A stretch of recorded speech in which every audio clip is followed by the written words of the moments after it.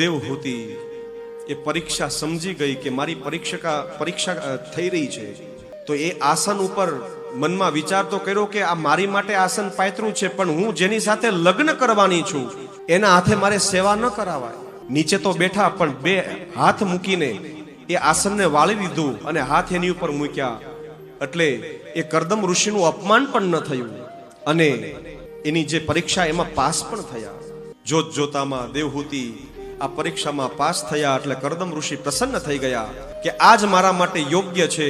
પણ વાત કરે છે મનુને કે હું તમારી દીકરી સાથે પરણવા રેડી છું, તૈયાર છું, પણ એક મારી શરત છે, મારે ત્યાં એક બાળક થશે, દીકરો આવશે, પછી હું વન મધ્યે ગતામ્ય, હું પછી વનમાં વયો જાય, પછી હું ભોગમાં નહીં રહું. દેવહૂતિ પણ પ્રસન્ન થઈ ગઈ કે મારે એ જ જોતું છે. ઘણા વર્ષો તપ કર્યું, ઘણા વર્ષો તપ કર્યું. લગ્નનો સમય આવે છે, તમે જો લગ્નના સમયે પણ અલગ અલગ પ્રકારે પહેલાના સમયની અંદર ઘણું બધું સેક્રિફાઈસ, ઘણું બધું બલિદાન હતું. એ કન્યાદાન કરવા બાપ બેઠો હોય, હાથમાં જળ આપે છે દીકરીને, એ જળ આપતા કહે છે મનોમન કે આ જળ તું આટલું નિર્મલ છે, આટલું મધુર છે, તું મધુર થઈને સાસરે તું રહેજે બેટા, તારા ઘરની અંદર બધાને સાચવીને રાખજે, તું બધાને જેમ જળમાં મળ ન હોય, જળ બધામાં ભળી જાય, તું બેટા જળથી તું સ્થિર રહેજે. પછી પુષ્પ આપે છે કન્યાદાન વખતે કે પુષ્પ જેવી તું મહેકતી રહેજે, પ્રસન્ન રહેજે અને બધાને રાખજે. વાલી બેનના શમણાવો ફરી રે ગયા, માનના મણિગર મણી રે ગયા, પ્રગટા દીવડા બનીને રાત અજવાળી, આજ મારી માંડવડી આવી.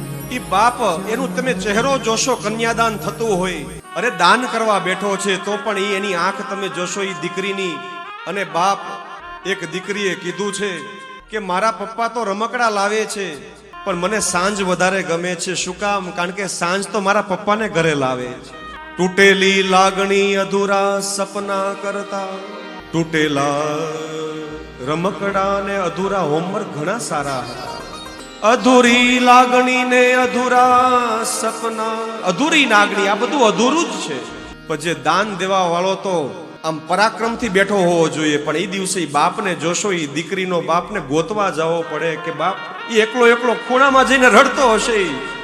જાનયો બધા ખૂબ આનંદમાં પ્રસન્ન હશે, પણ એ મા બાપની વેદનાઓ, એમાં પણ ખાસ બાપ દીકરી માટે ઉધારી કરી કરીને ક્યાંથી ઠેઠથી લાવીને પૈસા ભેગા કર્યા હશે બાપે, અને દીકરીને પરણામાં બેઠો હોય અને તોય નિર્મળ થઈને કે બસ, અને કન્યા દાન કરે છે, વરરાજાને દાન કરવા બેઠો છે તો પણ એ નિર્મળ થઈ અને હાથમાં ચોખા આપે છે કે દીકરી તારું જીવન તું સુધારજે, અક્ષત તારા સૌભાગ્યને અક્ષત કોઈનો ક્ષત ન લાગે.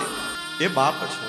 અને જેના બાપ ન હોય ને દીકરીને ખબર હોય કે દીકરીની એની દશા કેવી છે, બીજા ઉપર નિર્ભર રહેવું પડે, પણ દીકરીને બાપનો સંબંધ એવો અનેરો છે. બેની તારે માથે બાપનો હાથ હવે નહીં ફરશે, હાથ હવે નહીં ફરશે. ઓ બેના રે,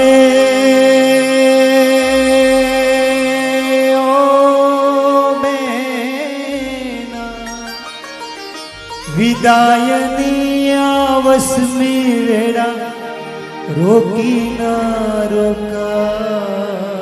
અને એ દીકરી જ્યારે વળાવીને જતી હોય તો બે હાથ મારીને જાય છે એના ઘરના બાર દ્વારે, બે હાથ છાપ આપી દે છે કે ભઈલા મારે એક હાથની તને બે હાથ, મારે કાંઈ જોતું નથી, બધું તારી પાસે રાખ. અને એ દીકરી હસતી ખીલતી સાસરે જતી હોય